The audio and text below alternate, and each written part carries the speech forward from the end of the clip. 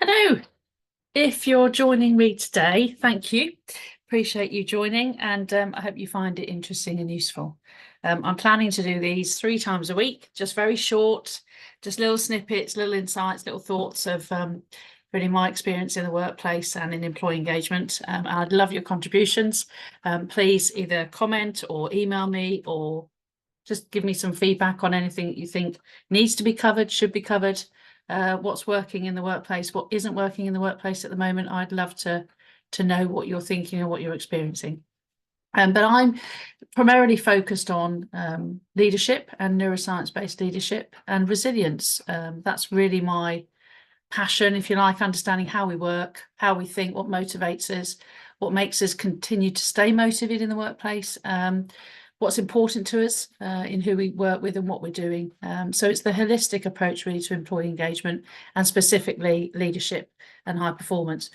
So I'm going to crack on really with why I think resilience is the fundamental foundation of everything that we might look at to improve and harness to affect resilience, and resilience affects our high performance. So, for example, resilience really is allostasis, which is our ability to evolve and adapt to change, and how well we do that. When you consider our whole ecosystem as an organism, as a living, breathing individual, there's an awful lot of moving parts. There's a lot going on. That's just in the internal environment. We then look at the external.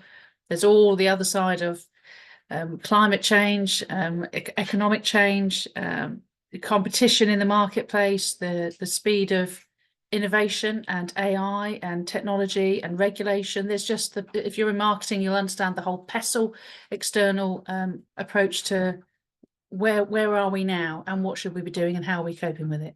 So resilience is a big passion for me in understanding. I think we, through post-COVID and everything else, we question our own ability to cope with challenging times, and whether that just be on one front of our life or whether it be on many domains of our life. So that really is why I got into coaching, specifically with that approach, neuroscience-based coaching and behavioural coaching. So understanding what of the domains in our life is actually causing us more stress and difficulty than some of the others, which and where we should be prioritising our attention to be able to do that in a better way. When you consider companies, so considering it from an organisational lens, for you as an individual leader, actually understanding how your own resilience score, if you like, or your own ability and how resilient you actually are, how resilient is your business? So if you consider the sum of the parts of all those individuals in your business, and you yourself leading that business, how resilient are you? How able are you to cope with the challenging times, the stress, burnout, those sorts of things? So that's the area really that Neurozone Challenge partly covers, and Neurozone coaching leadership that we provide at Engage and Prosper, and that I personally do. I've dabbled with doing live streams and presenting, if you want it for that reason, live. It's a very odd concept, really. The podcast that I'm seeking to develop and grow is really about being human. So this isn't perfect. This is me talking to a screen that I can't see anyone behind. There may or may not be anybody here right now.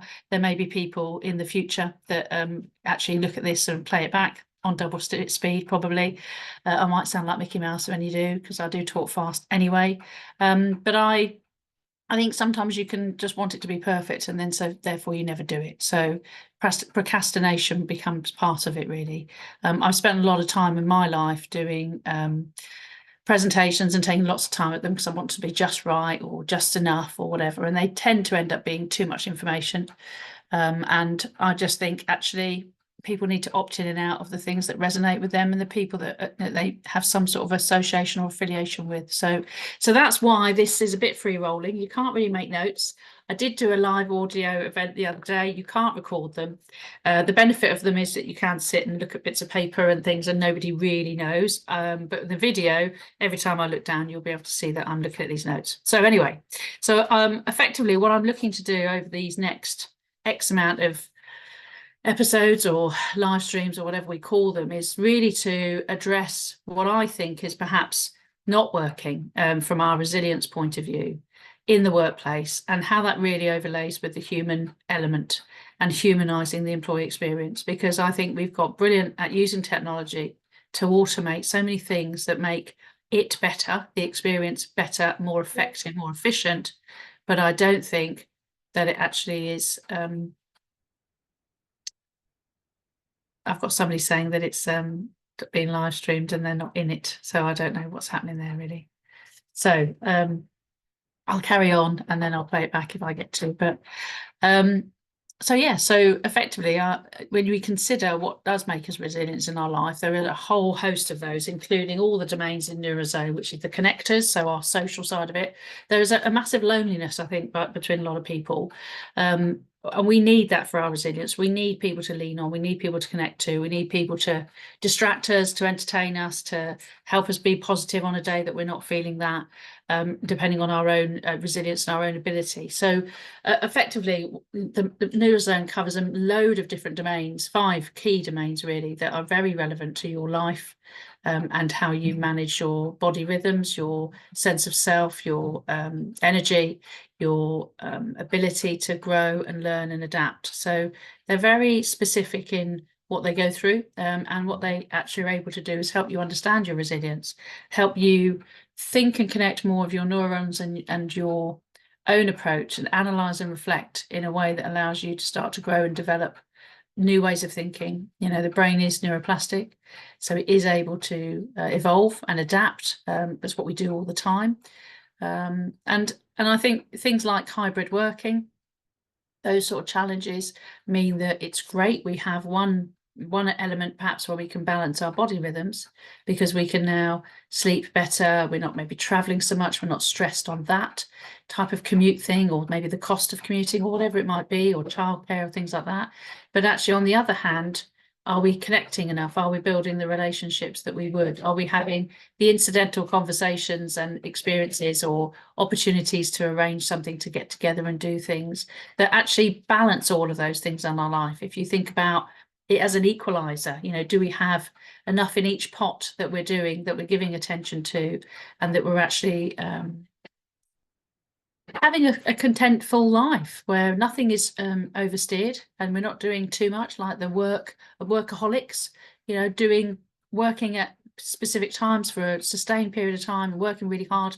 It's a great concept to have, great ethic to have, if it's getting you somewhere, if it's actually delivering something. If it's just working for work's sake because you don't know how to do anything else, like be able to be in the now, be present and actually enjoy the moment, then actually you've got to question what it's all for. Why are you doing it if you're not enjoying things along the way as well? It's really important to celebrate those milestones. I have a newsletter which I've just started, and it talks about the benefit of moments that matter. I'm very, very passionate about moments that matter. I see life as a series of moments that matter, and they're really just connected by living in between those moments.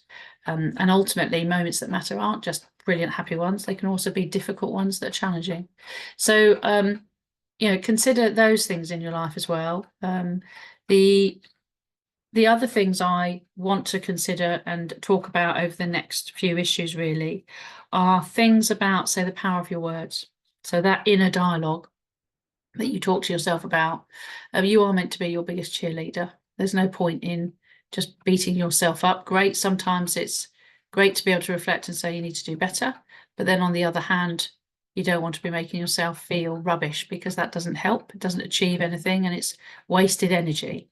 And I think that's the other thing that, learning and understanding how you manage your own time and energy. It is finite. We can't create more time. We can use it better, and we don't really create more energy. We can be more energized, and we can feel better, and we can use our energy better. And it's these sort of concepts and principles that really make a difference to how you choose to manage your life. So going back to the power of your words, it's not just about the inner dialogue that you say to yourself, or those positive things that you keep yourself motivated by. It's also what you're saying to other people. In my experience as a sort of marketing and a communicator, lots of people communicate and they think they're communicating well. Sometimes they are, sometimes maybe not. And it may not be that they're not actually saying what they mean. It might be that the person or people receiving it don't really understand the language, or they don't have the maturity or the experience yet to understand really what's being said or meant in that communication. So I think in communications generally, when I did my marketing, we would look at it from a transmitter point of view. You are thinking about what you want to say and communicate. You encode it, you transmit it. That individual or people decode it, and then they interpret it, and then they communicate back in the same process. And there's an awful lot of communication error that can happen in that when you start to look at it in the process driven point of view like that. So I think being, mindful about what you're saying and how you're saying it is really important, because again, that is connected to everything. Ultimately, resilience and understanding communication and how people are feeling, engagement surveys, responses, feedback, that sort of thing is really important. And whilst we think it's all very simple, we also know it's also very complex, which I know might sound a contradiction, but it's not. It's simple when everything's working and on a fundamental level and a survival level. But actually, if we're wanting to thrive, which is what we pursue and what we want to do, then we need to be doing that in as efficient and effective way as we possibly can. And feedback is a big part of that, but really understanding how that feedback is meant, what is really meant by that, which is why focus groups can be really helpful. And really just making an effort to consider how you are evolving as a leader. Do you think differently to you did last week? Are you trying different things in how you present or interact with an individual, what your narrative is, the foundations of it, and how you live them? So there is a lot. I know there's a lot to consider. The Neurochange Challenge that we offer here very much uses neuroscience as a foundation of what you understand as a leader about your own resilience and your own high performance, and how your brain domains, body-brain balance domains actually impact that. The reason why we do that is so we can then take that forward into employee engagement solutions or advice or consultancy or even communications. So I think having some connection to your own ecosystem and how you work as an individual makes for better leadership in how you're able to understand your workforce and how you're able to make decisions and put in provisions that will really help them as well. So I'm not sure whether you will actually get this or see this, because as I say, somebody's told me they're in and they're not seeing it. So I don't know what I've done wrong, but practice makes perfect, or certainly improvement. So I'll keep going and keep trying to get these better, and eventually somebody might see them. The other things the last thing I do want to talk about, I've got a couple of minutes, I think, and it is a bugbear. I do say in this podcast that I will have candid chat and the odd rant. And my current rant, which I have been ranting about for a couple of years now, is process over purpose. So automation has been designed and used and leveraged because it allows us to have greater capacity, in theory, to be more efficient and effective and deal with a greater volume in a higher quality, looking at all of those interactions, whatever the process might be. And that's brilliant. And the concept of that is brilliant. But what we are doing, and what I've noticed, is that we are removing the human interaction, and we're removing the goodwill that would come from that human interaction, really, or equally the customer service. So at those times where we're able to calm somebody or deal with humour over frustration or an irritation, and that creates goodwill. And automation doesn't create goodwill. Interaction and human experiences create goodwill. And I would just ask you to consider in your employee experience or your customer experiences, how much have you removed the person for cost and all the right reasons? In theory, it's efficient, but how much are you pulling customers into your process because it works for you, doesn't really work for the customer in the long term, and all of a sudden they're on your timescales and your requirements, which isn't really customer service. It isn't service, actually. It might be with the intent of service, but it often feels in our busy worlds now that all of a sudden I've just signed up to something and now I'm part of your process, and you're trying to throw all this information at me and get me on your fast track scenario of I need to do this by when, and you'll remind me if I don't. And it's a bit like the old text messages when you used to get harassed by your phone to remind you that you had voicemail that you hadn't yet picked up. And actually, there was a reason I hadn't picked up that. It's because I was busy. It's like somebody phoning you 10 times because you haven't picked up. It's the same thing. So I would ask you, please look at that and see whether or not there's things that you could build back in some people connections and interactions for relationship, not transaction, because that's where it seems to be going again, which is a shame. And a bit like the miniskirt, I'm hoping it will be come back round to people dealing with people again. And the last thing I would say, and I know I'm just about out of time, is that we are animals first and foremost. People forget that, I think. We are biological. We have lots of moving parts, emotions, and hormones. We are not robots. And whilst our brains are developing capacity and cognitive ability and volume, ultimately we are still animals. We're still led by the same fundamental things in life, and we still want a lot of the same fundamental things out of life. So please consider that as well when it comes down to all the policies and all the behaviours and all the challenges that we have.